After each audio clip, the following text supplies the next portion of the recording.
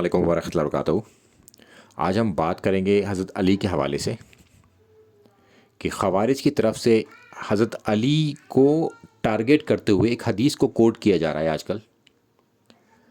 سنن ابو داؤد کی وہ حدیث ہے 4666،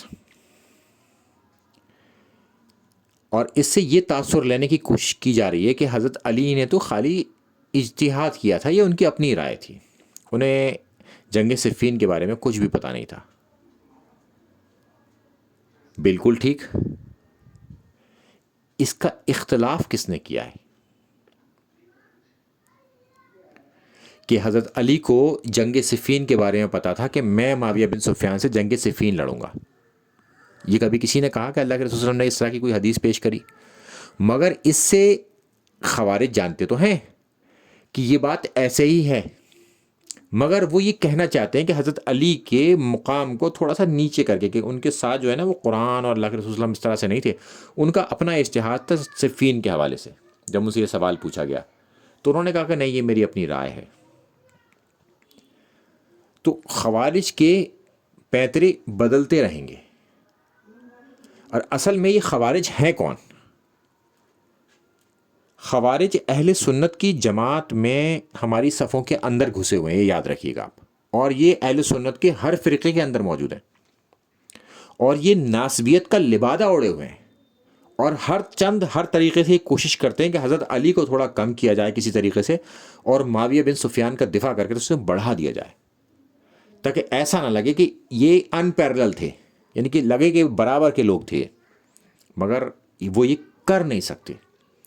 چونکہ میں تب سے ان خوارج کو دیکھ رہا ہوں جب میری بالکل داڑھی کالی تھی، تب سے، اور آج میری داڑھی میں 20-25 بال سفید بھی ہیں، تب سے میں نے ایک چیز مارک کی ہے ان خوارج کی طرف سے کہ خوارج نے حضرت علی کے اوپر حملے کرنے کا یا حضرت علی کو ٹارگٹ بنانے کا جو طریقہ ہے نا، وہ بار بار بدلا ہے، اور بدلنے کی وجہ یہ ہے کہ وہ اپنے کسی بھی حملے میں کامیاب نہیں ہو پا رہے 100%۔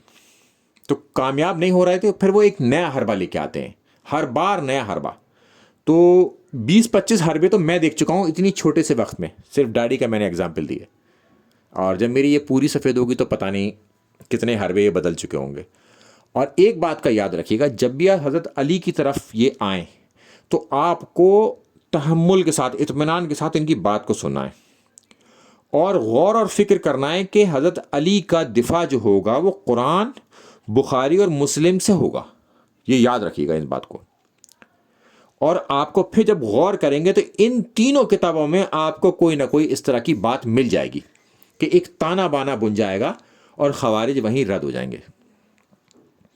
اب میں آپ کو وہ طریقہ بتاتا ہوں کہ کس طرح سے کسی چیز پر تانا بانا خود بخود بن جاتا ہے۔ مین مقدمہ جب بھی آپ کو خوارج کے خلاف لڑنا ہے حضرت علی کے دفاع میں، تو یاد رکھیے گا مقدمہ قائم کرنا ہے قرآن، بخاری، مسلم، اس کے علاوہ کسی چیز پر مقدمہ قائم نہیں کرنا آپ کو۔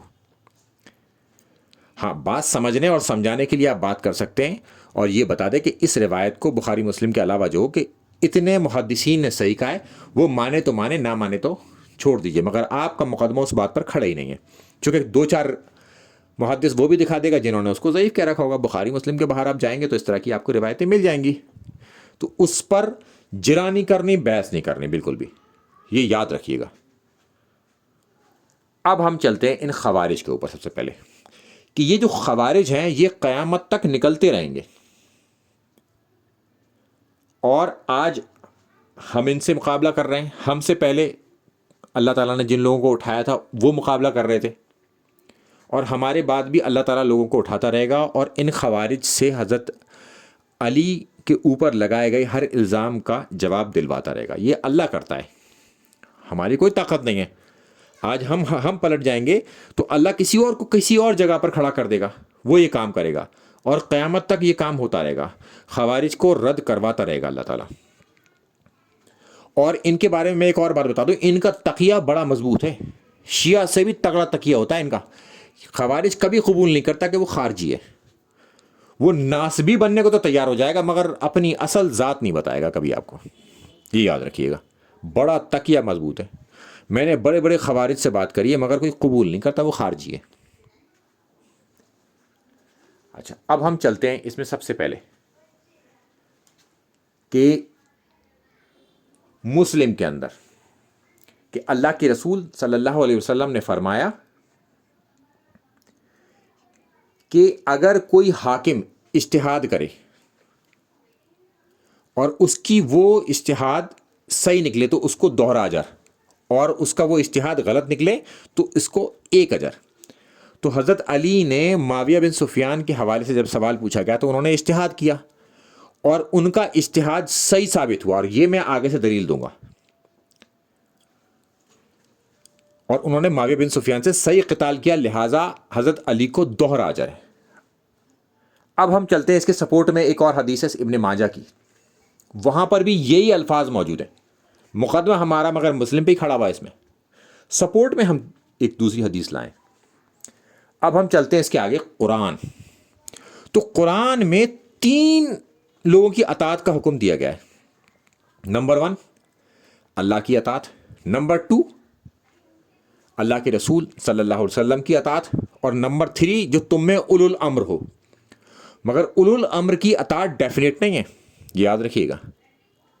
اس سے تمہارا جب تنازع ہو تو پلٹو گے کس کی طرف؟ اللہ اور اس کے رسول کی طرف، یعنی کہ اس کے خلاف اگر آپ کو کوئی آرگومنٹ ڈیولپ کرتے ہیں تو پھر ہمیں وہ آرگومنٹ جو ہے قرآن و سنت سے ثابت کرنا ہوگا۔ تو ہمیں اطاعت کرنے کا کس کا حکم ہے؟ 3 لوگوں کی۔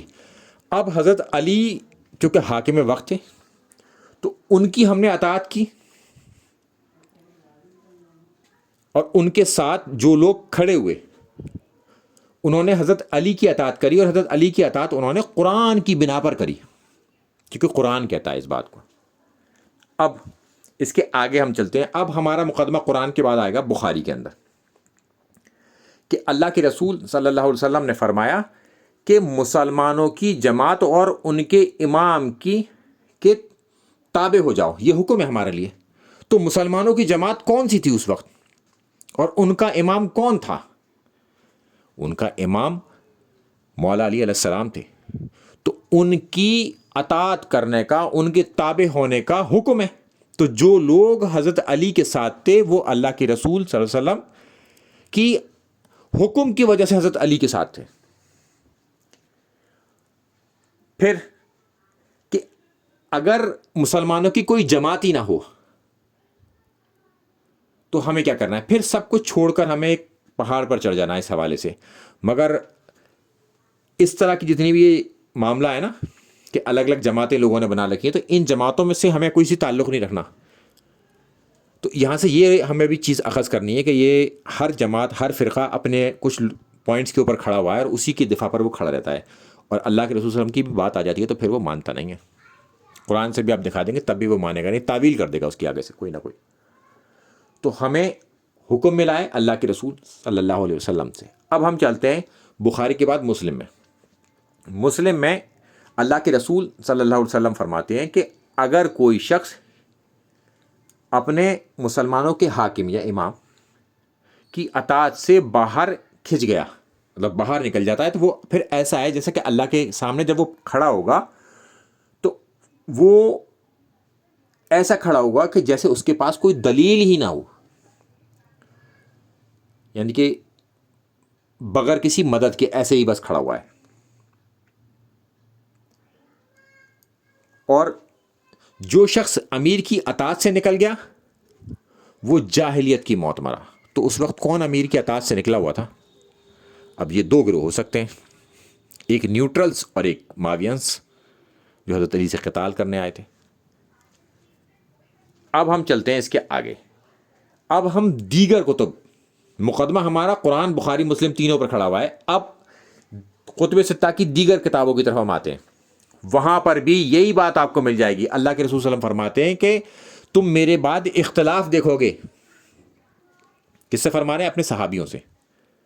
اور اس وقت تمہیں کیا کرنا ہے کہ میری سنت اور میرے ہدایت یافتہ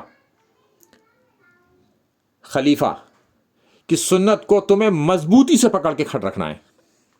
تو صحابہ نے ایسا ہی کیا۔ جو حضرت علی کے ساتھ صحابی تھے انہوں نے اسی پر عمل کیا کہ اللہ کے رسول صلی اللہ علیہ وسلم کی سنت کو پکڑنا ہے اور ان کے خلیفہ کی سنت کو پکڑنا ہے جو ہدایت یافتہ یعنی خلیفہ راشدین. تو حضرت علی خلیفہ راشد تھے, پہلے 30 سال کے 5 خلیفہ میں سے چوتھے خلیفہ تھے وہ خلیفہ راشد. تو ان کی اطاعت تو ہمیں کرنی ہے. تو وہ جو حضرت علی کے ساتھ تھے وہ اللہ کے رسول صلی اللہ علیہ وسلم کے حکم کے ساتھ تھے, قرآن کے حکم کی وجہ سے تھے. اب ہم چلتے ہیں اس کے آگے, اور پھر اللہ کے رسول صلی اللہ علیہ وسلم خود آ گئے سامنے. جو حضرت علی نے اجتہاد کیا تھا, ان کی اپنی ذاتی رائے تھی معاویہ بن سفیان سے قتال کرنے کے لیے. تو اب اللہ کے رسول صلی اللہ علیہ وسلم آ گئے اور حضرت علی کے فیور میں انہوں نے مہر لگا دی کہ عمار کو ایک باغی جماعت قتل کرے گی, عمار تو انہیں جنت کی طرف بلائے گا اور وہ جماعت جہنم کی طرف بلانے والی ہوگی. اس حدیث کو حدیث متواتر ہے, اس کو 7 محدثین نے صحیح کہا ہے اور 31 صحابہ نے اس کو بیان کیا ہے. تو حضرت علی نے اجتہاد کر کر جو معاویہ بن سفیان سے قتال کیا اس پر مہر لگا دی. اللہ کے رسول صلی اللہ علیہ وسلم نے حضرت عمار جنگ صفین میں شہید ہو گئے. تو امیر کی اطاعت بھی ہو گئی جو صحابہ حضرت علی کے ساتھ تھے, اور اللہ کے رسول صلی اللہ علیہ وسلم کی بھی اطاعت ہو گئی یہاں پر. اب ہمیں پتہ چل جائے گا کہ آگے کے حضرت عمار ابن یاسر رضی اللہ تعالیٰ عنہ حضرت علی کی طرف سے لڑ رہے تھے اور ان کے کمانڈر تھے وہ. معاویہ بن سفیان کے گروہ نے انہیں قتل کر دیا اور آگے سے تعویل کیا کر دی کہ جو لاتا ہے وہی قتل کرتا ہے. اس حدیث کو صحیح کہنے والے بھی 7 محدث ہیں. یہ مسند احمد کی حدیث ہے. اچھا, یہاں سے اب آپ کو کوئی خارجی دھوکہ دینے کی کوشش کر سکتا ہے. حضرت عمار ابن یاسر رضی اللہ تعالیٰ عنہ کو ابو الغادیہ جو کہ صحابی تھے انہوں نے شہید کیا تھا. تو وہ آگے سے کہے گا صاحب 2 لوگ اور حضرت عمار کا سر کاٹ کے لائے تھے اور دونوں کلیم کر رہے تھے کہ میں نے شہید کیا اور میں نے شہید کیا. تو آپ یاد رکھیے گا اس میں کہ ایک تو ان میں جھوٹا ہے کیونکہ کسی ایک نے ہی قتل کیا ہوگا, دونوں تو قتل نہیں کر سکتے, اور جس نے قتل کیا ہے وہ جہنمی ہے کیونکہ اللہ کے رسول نے فرمایا کہ عمار کا مال لوٹنے والا جہنم میں, اسے قتل کرنے والا بھی جہنم میں. تو ایک جھوٹا اور دوسرا جہنمی. اچھا, ایک جھوٹا اور دوسرا جہنمی کس کے مقابلے پہ کھڑا ہوا ہے؟ وہ کھڑا ہوا ہے ایک صحابی کے مقابلے پر. تو ہم جھوٹے جہنمی کی بات مانیں گے یا صحابی کی بات مانیں گے اگر ایک دوسرے میں ٹکراؤ ہوگا تو ہم کسی سے اگر ٹکراؤ ہوگا تو ہم صحابی کی بات مانیں گے اور مانیں گے کہ حضرت ابو الغادیہ نے ہی انہیں شہید کیا ہے کیونکہ انہوں نے اس بات کو قبول کیا تھا. اب ہم چلتے ہیں 3 کی اطاعت, 2 کی اطاعت ہو چکی, ایک امیر کی, ایک اللہ کے رسول صلی اللہ علیہ وسلم خود کھڑے ہو گئے, اور اللہ کے رسول صلی اللہ علیہ وسلم کے سامنے ہم کسی کی بھی بات نہیں مانیں گے کیونکہ ان کی اطاعت تو ڈیفینیٹ ہے. اور پھر ہم چلتے ہیں چیپٹر 49 آیت نمبر 9 میں کہ اللہ تعالیٰ فرماتا ہے کہ اگر مسلمانوں کا کوئی گروہ باغی ہو جائے تو اس کے ساتھ قتال کرو. تو باغی ہونے پر مہر لگا دی اللہ کے رسول صلی اللہ علیہ وسلم نے, اور پھر اللہ کی بھی اطاعت ہو گئی. تو حضرت علی کی اطاعت کا مطلب یہ تھا کہ حضرت علی کی اطاعت کرنا امیر کے طور پر. ایک, اللہ کے رسول صلی اللہ علیہ وسلم نے مہر لگا دی صفین کے اوپر کہ یہ باغی جماعت ہے, اور باغی جماعت سے قتال کرنے کا اللہ تعالیٰ حکم دیتا ہے. تو تینوں باتیں صحیح نکلی وہاں پر, اور جو حضرت علی کے مخالف تھے ان کی کوئی بات صحیح نہ نکل پائی, اور ان کا کوئی اجتہاد بھی تھا اس حوالے سے تو وہ بھی غلط ثابت ہوگا. اور باغی کوئی اجتہاد نہیں کر سکتا. امام کے مقابلے پر نہ تو نیوٹرل رہنے پر کوئی اجتہاد ہو سکتا, نہ باغی کوئی اجتہاد کر سکتا, کیونکہ وقت کا امام تو موجود ہے, وہ اجتہاد کر رہا ہے اور اس کا اجتہاد بعد میں مہر لگ کے سامنے آ رہا ہے, اللہ کے رسول صلی اللہ علیہ وسلم کی گولڈن مہر, پھر قرآن کی قتالی اس کے علاوہ ہو ہی نہیں سکتا مسلمانوں سے. اب ہم چلتے ہیں اس کے آگے کہ حضرت عثمان رضی اللہ تعالیٰ عنہ کے قتل کا بدلہ لینے کے لیے معاویہ بن سفیان نے یہ سارا ڈھونگ رچا تھا حضرت علی سے جنگ صفین لڑنے کے لیے. لوگوں کو کافی بیوقوف بنایا گیا اس حوالے سے. جب معاویہ بن سفیان کے پاس یہ پاور آ گئی اور صلح حسن کے بعد وہ مسلمانوں کے پہلے بادشاہ بن گئے, تب بھی انہوں نے حضرت عثمان کے کسی قاتل کے اوپر کبھی بھی کوئی مقدمہ نہیں چلایا, اور جب حضرت عثمان کی بیٹی آئیں ان کے بعد کہا کہ حضرت عثمان کا بدلہ لیجئے، تو انہوں نے کہا کہ چپ، بس تو اس بیٹ پہ خوش ہو جا کہ تو خلیفہ کی بیٹی ہے. اور انہوں نے ان کو کوئی ریسپانس نہیں دیا اس حوالے سے کہ ان کے والد کے قاتلین پر اب مقدمہ چلایا جائے. تو انہوں نے حضرت عثمان کی قتل کو ڈھال بنایا ہوا تھا. اصل میں ان کے دل میں لالچ تھا اقتدار حاصل کرنا، یعنی کہ مسلمانوں کو بانٹ دیا انہوں نے اور مسلمانوں کی دو جماعت بنا دی حضرت علی سے قتال کرنے کے لیے، لوگوں کو بھڑکا دیا جھوٹ بول کر. مگر ان کے دل میں وہ بات نہیں تھی، انہوں نے جو پھیلائی تھی، پھیلائی یہ تھی کہ ہم حضرت عثمان کا بدلہ لے رہے ہیں. مگر جب ان کی باری آئی کہ حضرت عثمان کے قاتلین سے آپ بدلہ لے لیجیے، چلیے آپ اسی لیے تو لڑ رہے تھے حضرت علی سے، تو پھر انہوں نے کبھی کسی کے اوپر کوئی مقدمہ ہی نہیں چلایا اور یہ اس پر قابض ہو کے بیٹھ گئے. اب اگر کوئی شخص مسلمانوں کی جماعت کے ٹکڑے کرنا چاہے تو اللہ کے رسول صلی اللہ علیہ وسلم نے فرمایا کہ اسے تلوار کا نشان بنا دو. تو پھر حضرت علی کی بات یہاں پر صحیح نکلی، اور وہ بھی نکلی مسلم سے. حضرت علی بالکل صحیح نکلے تھے معاویہ بن سفیان کے خلاف. معاویہ بن سفیان کو تلوار کا سامنا کرنا ہی تھا حضرت علی کی. اللہ کے رسول نے فرمایا کہ چاہے جو ہو اسے تلوار کا نشانہ بنا دو.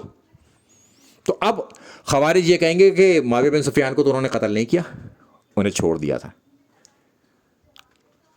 کیوں چھوڑ دیا تھا؟ پھر قرآن آ گیا. اب قرآن میں اللہ تعالیٰ فرماتا ہے کہ اگر اللہ کے رسول صلی اللہ علیہ وسلم، اگر تمہارا دشمن بھی تم سے صلح چاہتا ہے تو پھر تم صلح کے لیے آمادہ ہو جاؤ اور باقی چیزیں اللہ پر چھوڑ دو. تو اب دشمن نے صلح چاہی تو انہوں نے چھوڑ دیا معاویہ بن سفیان کو، کیونکہ معاویہ بن سفیان نے قرآن کو کب آگے بڑھوایا تھا؟ تحکیم کے معاملے میں. جب معاویہ بن سفیان ہار کی کگار پر آ گئے تھے. معاویہ بن سفیان کا لشکر بہت بڑا تھا حضرت علی کے مقابلے پر، مگر حضرت عمار ابن یاسر رضی اللہ عنہ کو قتل کرنے کے بعد جو لوگ معاویہ کی طرف بھی تھے وہ حضرت علی کے ساتھ مل گئے، اور کچھ لوگ نیوٹرل تھے جو ابھی جنگ نہیں لڑ رہے تھے، وہ بھی حضرت علی کی طرف آ گئے، اور سب نے مل کر معاویہ بن سفیان پر حملہ کر دیا اور معاویہ بن سفیان کے لشکر کو بری طریقے سے کاٹنا شروع کر دیا. تو پھر معاویہ بن سفیان کے پاس کوئی چارہ ہی نہیں بچا، تو انہوں نے قرآن کو آگے بڑھا دیا کہ اس سے فیصلہ ہوگا. اور تحکیم کے معاملے میں پھر انہوں نے دھوکہ دے دیا حضرت موسیٰ اشعری کو، اور پھر انہوں نے کتنا برا بھلا کہا معاویہ بن سفیان کو اس حوالے سے، کیونکہ صفین ختم نہیں ہوئی. صفین ختم ہوئی صلح حسن پر، پھر وہاں سے خوارج کا ظہور ہوا اور حضرت علی نے خوارج سے قتال کیا. اس کے بعد حضرت حسن خلیفہ بنے حضرت علی کے بعد، اور پھر وہ اپنے اصلی دشمن معاویہ کی طرف دوڑے، اور پھر معاویہ بن سفیان نے صلح پھر پیش کری، اور صلح کرنے کے بعد انہوں نے اقتدار حاصل کیا، اور کبھی حضرت عثمان کے قاتلین پر مقدمہ ہی نہیں چلایا. جب ان کی بیٹی نے بھی ان سے احتجاج کی تو انہیں بھی چپ کر کے بٹھا دیا گیا. یہ تھی پوری اصل حقیقت حضرت علی کے اجتہاد کی، کہ اجتہاد حضرت علی نے کیا اس حوالے سے، اور پھر اللہ کے رسول نے اس پہ مہر لگا دی. پھر قرآن وہاں موجود ہے. تو حضرت علی کا جب بھی کیس آپ دیکھیں گے تو قرآن میں، بخاری، مسلم، اس کے علاوہ آپ کسی چیز میں نہیں جائیے، سوچئے بس تھوڑا سا، آپ کو وہ چیز وہاں مل جائے گی انشاءاللہ تعالی. السلام علیکم ورحمۃ اللہ وبرکاتہ.